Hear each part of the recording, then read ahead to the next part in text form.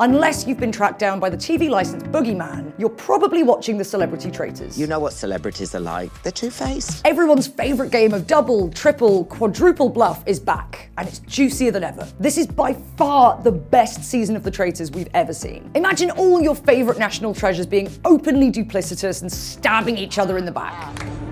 Amazing. Basically the golden age of British TV. Who knew that the thing to finally unite the nation would be a fart from Celia Imrie? If you want to avoid spoilers, then this is your final warning. Otherwise, let's have a recap of who's been banished so far. We started with 19 contestants, and now we're down to the final few. The BBC, understandably, are keeping things locked down as severely as Winkleman's Fringe. We didn't even get a press preview this week, so you'll have to excuse the super high production value of this graphic that I definitely didn't have to make this morning after last night's banishment. To get the inside scoop on how to play the ultimate game of deceit, who better to talk to than the greatest traitor of all time? Harry Clark from season 2 of The Traitors. Harry, thank you so much for joining us today. Thank you for having me. I mean, I would have loved to have been there in person, but I turned up yesterday. As soon as I put my jacket down to sit down, and when we was going to record, the whole building fire alarm started going off. So then we had to be rushed outside, which is where we met, in a wet alleyway behind a building in an alleyway while it was raining. We done the whole interview and chat and caught up on life. Yeah, it was kind of a mad one, to be fair. A few moments later. I would love it if you could give us like a little bit of a Traitors masterclass on like, how do you play the ultimate game of deception like you did? Firstly, you go in there with true intention. So you're going in there to play the traitors. So for me, it was always like, everyone needs to have an opinion of who it is. I don't blame you. You know, it's nothing against you. You think it's me, that's fine. But I think it's Paul because he just said this and this and this. What do you think about that? So it was always playing them off on each other. And that would be my top tip. Going into the traitors is like, you have to be quite good at stirring the pot. I think you have to be willing to make your move to check the king. No. Ron, no!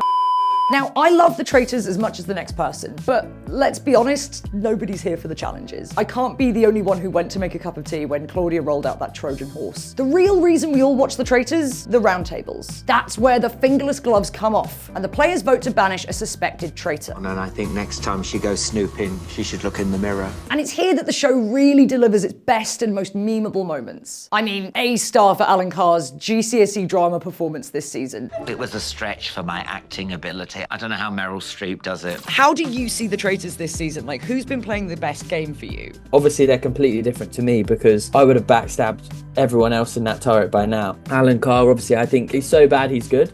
You know, like in the sense that he's got this aura about him and this persona where it's like, you could ask him if he's a traitor and he'd go, yeah, babe, I'll murder you tonight. And then you just wouldn't even think it's him. So like he gets away with it. And then Kat Burns has done amazing at just being quiet and sort of just guiding her way through. Do you find it hard watching at home? Because you kind of sat there thinking, come on guys, it's so simple, like you just need to do this, this and this, and this is what I would do if I was there. Yeah, but then I'm also sat at home knowing that it's completely different when you're there playing the game. You know, it's like watching a boxing fight on TV. It's like, oh, you should throw this punch, throw that, and it's like, well, you're not actually in the ring doing it. Now, I'll admit, I was a little skeptical of this celebrity version at first. In the first few episodes, we could see everybody being very nicey-nicey with each other, and there's something to be said for the civilian seasons, like just regular people with nothing to lose, just going for the jugular. But I'm sorry, you're shifty as hell tonight. Celebs, on the other hand, they have publicists to think about, not to mention brand deals. It might be a little tricky calling Joe Marler a liar and then asking him to go on your podcast. I'm a grown man. What the hell am I doing? Do you think that there's an element that fame works against you in this game? Did it kind of give you a bit of an advantage, like working under a bit of anonymity? Probably. I mean, I